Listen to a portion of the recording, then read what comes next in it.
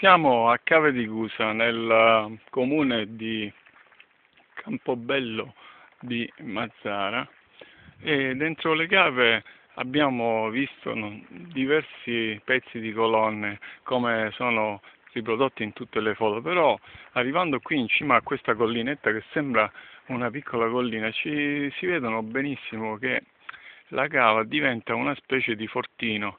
E questo scavo è molto strano perché si vedono delle cose tagliate non come colonne, ma tagliate come muri, come piccoli ingressi, si vedono dei percorsi in mezzo alle pietre che sono tagliate in modo particolare per formare una cintura attorno a questa collina che vista da qua è effettivamente abbastanza alta, circa 10 metri. E poi qui abbiamo anche delle scale, degli angoli particolari che sembra qua una porta d'ingresso. Il paesaggio che si presenta a Cave di Cusa è molto ampio, da qua si domina tutto la piana fino a Selinunte, addirittura si vede fino in direzione di Salemi, in direzione di Marsala, in direzione di Palermo, c'è una visuale enorme. Qui effettivamente si vede una colonna, uno scavo, è stato abbandonato, però sembra che il sito evidentemente doveva essere abitato prima perché ha una strana forma,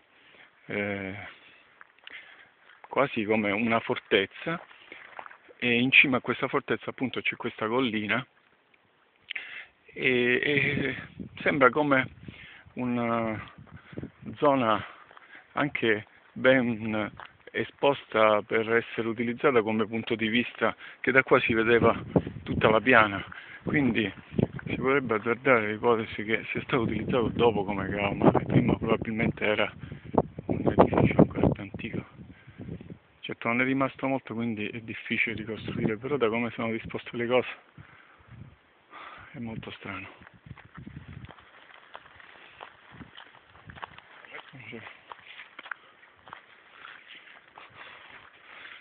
Qui c'è un'altra disposizione del percorso. Tutto attorno c'è questo bastione di roccia che fa da una specie di piattaforma. Si vedono le venature con delle caverne probabilmente prodotte dalla fratturazione di queste rocce. Il sito è molto grande, ci sono circa 800 metri di percorso archeologico. Da questa parte confiniamo con degli alberi, dei piccoli alberi, oliva, saranno piantati da poco, però effettivamente è molto particolare il paesaggio. Adesso andiamo a vedere queste colonne.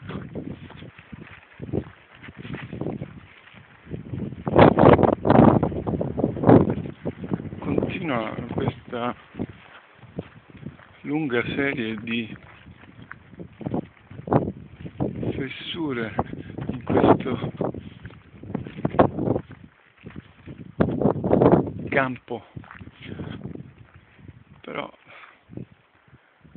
ecco, già queste hanno una forma squadrata, sembra proprio una fortezza.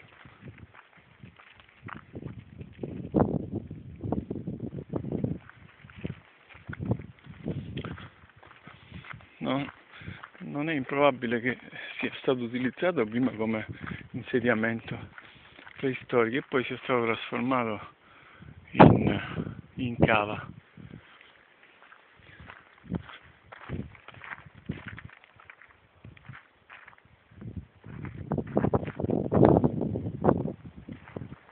anche perché è un punto strategico fondamentale. Somiglia un po' al castello di Auriolo per come è disposto. Da qui si poteva gestire una difesa militare molto ampia sul territorio. Qui abbiamo un altro pezzo di colonna gigantesco.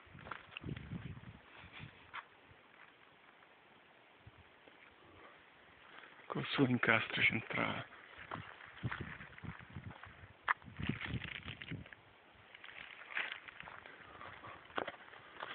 Ci sono pezzi sparsi in tutti i posti.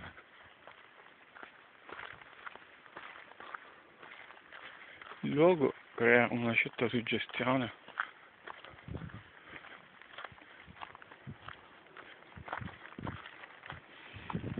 Rispetto a tutti gli altri siti archeologici, anche perché ci sono molti alberi, è un parco, è una cava alberata praticamente, come se il posto fosse ricco di acqua.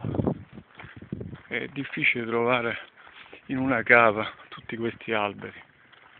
Sembra proprio che questo luogo fosse ricco di acqua e ancora oggi crescono alberi anche in mezzo alle rocce. Evidentemente l'acqua non deve mancare ancora oggi, scorrerà sotto. Ecco qua ad esempio c'è un'altra strana pietra che sembra ancora un'altra porta d'ingresso con degli incastri particolari.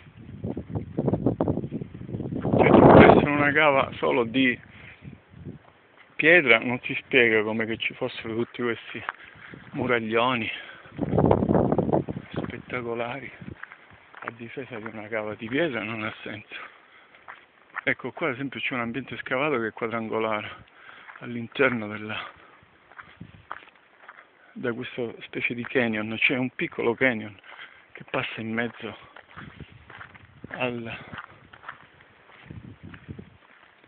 c'è un piccolo canyon che passa in mezzo alla cava.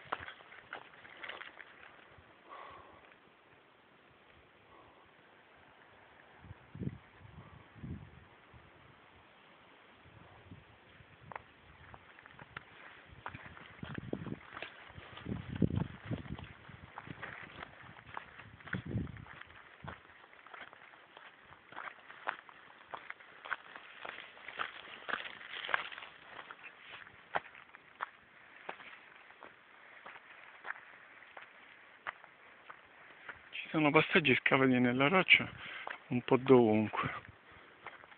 Certo, per essere una cava non si capisce l'utilità di tutti questi passaggi scavati proprio nei punti dove invece ci dovrebbero essere i pezzi mancanti.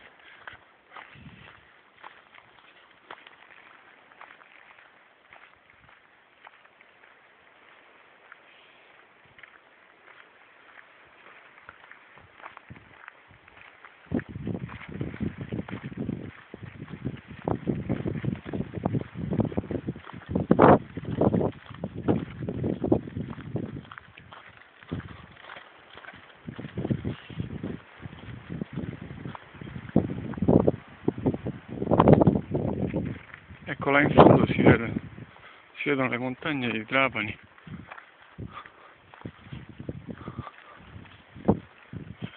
Verso Palermo. Se non sbaglio, ecco lì in fondo ci dovrebbe essere Salemi, quello di fronte a noi è Campobello.